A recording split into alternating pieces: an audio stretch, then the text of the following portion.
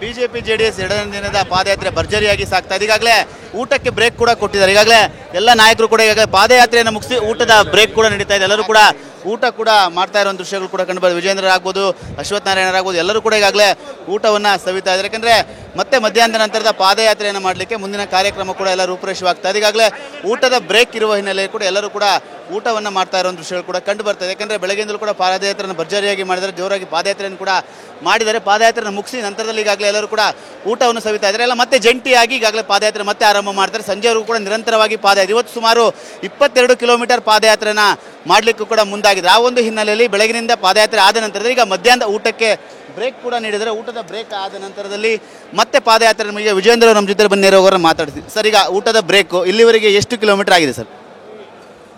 ಇಲ್ಲಿವರೆಗೂ ಸುಮಾರು 10 ಕಿಲೋಮೀಟರ್ ಆಗಿದೆ. ಇವತ್ತು 22 ಕಿಲೋಮೀಟರ್ ಇದೆ. ಆಲ್ಮೋಸ್ಟ್ 11-11.5 ಕಿಲೋಮೀಟರ್ ಆಗಿದೆ. ಉಳಿದಿರ್ತಕ್ಕಂಥದ್ದು 3 ಗಂಟೆ ನಂತರ ಶುರು ಮಾಡ್ತೇವೆ. ಹೇಗಿದೆ? ಯಾಕೆ ನಿನ್ನೆಯಿಂದಲೂ ಕೂಡ ಸಾವಿರಾರು ಸಂಖ್ಯೆಯಲ್ಲಿ ಕಾರ್ಯಕರ್ತರು ಕೂಡ ಪಾದಯಾತ್ರೆ ಹೆಜ್ಜೆ ಆಗ್ತಾ ಇದ್ದಾರೆ. ಹೇಗಿದೆ ಉತ್ಸಾಹ ಕಾರ್ಯಕರ್ತರಲ್ಲಿ, ಮುಖಂಡರಲ್ಲಿ ಅಂತೇಳಿ? ನಿನ್ನೆಗಿಂತಲೂ ಹೆಚ್ಚು ಸಂಖ್ಯೆಯಲ್ಲಿ ಇವತ್ತು ಕಾರ್ಯಕರ್ತರು, ಎರಡೂ ಪಕ್ಷದ ಕಾರ್ಯಕರ್ತರು ಭಾಗವಹಿಸಿದ್ದಾರೆ. ದಿನೇ ದಿನೇ ಉತ್ಸಾಹ ಜಾಸ್ತಿ ಆಗ್ತಾ ಇದೆ. ಅದೇ ರೀತಿ ಆಡಳಿತ ಪಕ್ಷದಲ್ಲಿ ಆತಂಕನೂ ಕೂಡ ಜಾಸ್ತಿ ಆಗ್ತಾ ಇದೆ. ಒಂದು ರೀತಿ ಭಯ ಶುರುವಾಗಿದೆ ಅಂತ ಹಾಗಾದ್ರೆ ಕಾಂಗ್ರೆಸ್ನವರಿಗೆ ಭಯ ಶುರುವಾಗಿದೆಯಾ? ಭಯ ಶುರುವಾಗಿಲ್ಲ ಅಂತ ಹೇಳಿದ್ರೆ, ನಮ್ಮ ಪಾದಯಾತ್ರೆ ಮುಂಚಿತವಾಗಿ ಅವ್ರ ಯಾತ್ರೆಯನ್ನು ಕೈಗೊಳ್ತಾ ಇರಲಿಲ್ಲ. ಏನು ಪಶ್ಚಾತ್ತಾಪ ಯಾತ್ರೆ ಮಾಡ್ತಾ ಇದ್ದಾರೆ ಇವತ್ತು ಕಾಂಗ್ರೆಸ್ನವರು. ನಿನ್ನೆ ಮೊನ್ನೆಯಿಂದ ಬಿಡದಿಂದ ಶುರು ಮಾಡಿರ್ತಕ್ಕಂಥವ್ರು. BJP ಕಾರ್ಯಕ್ರಮ, BJP JDS ನಮ್ಮ ಪಾದಯಾತ್ರೆ ಎಲ್ಲೆಲ್ಲಿ ಹೋಗ್ತದೋ ಅಲ್ಲಿ ಒಂದಿನ ಮುಂಚಿತವಾಗಿ ಹೋಗಿ ಕಾರ್ಯಕ್ರಮಗಳನ್ನು ಮಾಡ್ತಾ ಇದ್ದಾರೆ. ಅದರಲ್ಲೇ ಗೊತ್ತಾಗ್ತದೆ. ಕಾಲು ನೋವೇನಾರು ಇದೆಯಾ? ನಿನ್ನೆಯಿಂದ ಕೂಡ ನಡೀತಾ ಇದ್ರೆ ಕಾಲು ನೋವೇನಾರು ಇದೆಯಾ ಬೆಳಗ್ಗೆ ಎದ್ದಾಗೆಲ್ಲ? ಖಂಡಿತ ಏನಿಲ್ಲ, ನಾನು ಎಂಜಾಯ್ ಮಾಡ್ತಾ ಇದ್ದೇನೆ.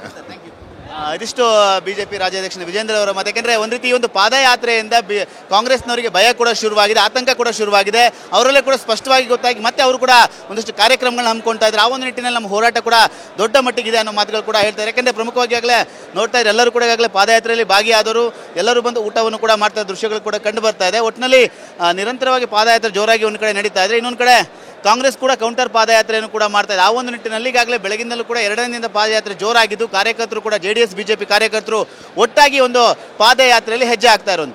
ಕ್ಯಾಮ್ರಾಮನ್ ಮಂಜು ಜೊತೆ ಸುನಿಲ್, TV9 ರಾಮನಗರ.